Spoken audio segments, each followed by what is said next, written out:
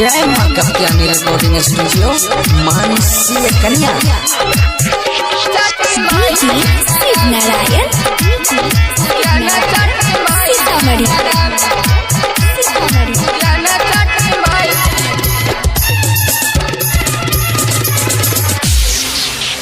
हमर सोइया मंगा दी से बुने मुआ करब छठी माई के अब की परबिया पूजा न छठी माई के करब राजा हो पूजा न छठी माई के करब।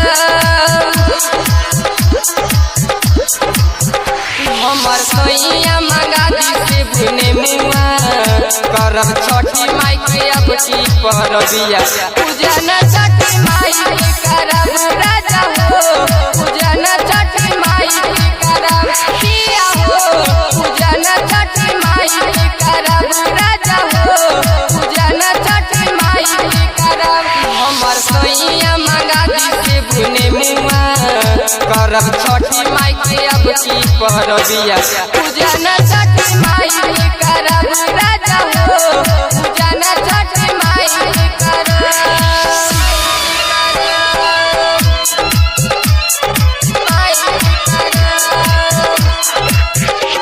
Shiv Narayan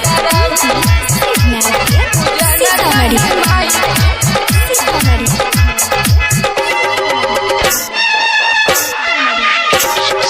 music director DJ Shiv Narayan mix Bablu Bansali. Begusarai से दौरा मंगा दी वीरपुर से जोड़ा सुपबा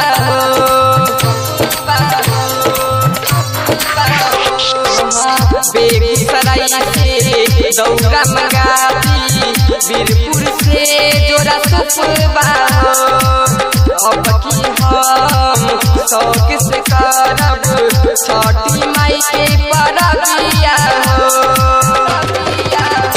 खूबे आजन बाजन बजा तारे घटिया निक लागे छठी माई के परबिया पूजा न छठी माई के करब राजा हो पूजा न छठी माई के करब पिया हो पूजा न छठी माई के करब राजा हो पूजा न छठी माई के करब। हमर सोइया मंगा दी से बुने मुआ करब छठी माई के अब की परबिया पूजा न छठी माई के करब राजा हो पूजा न छठी माई के करब।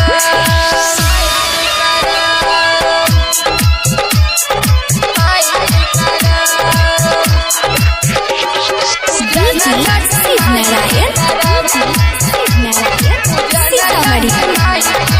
सीतामढ़ी।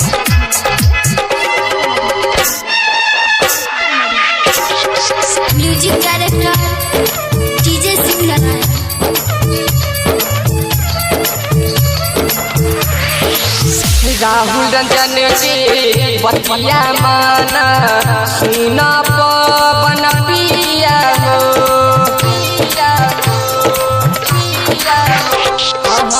राहुल रंजन के बतिया माना सुना पवन पिया हो संदीप भैया सोनू अमरजीत करेला छठ के बरतिया हो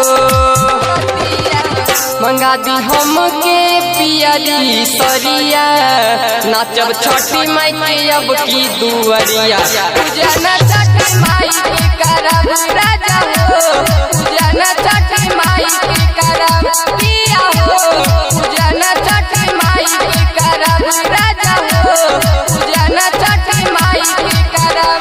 हमर सोइया मंगा दी से बुने मुआ करब छठी माई के अब की परबिया पूजा न छठी माई के करब राजा हो पूजा न छठी माई के करब। जय मां कत्यानी रिकॉर्डिंग स्टूडियो मानसी कन्या।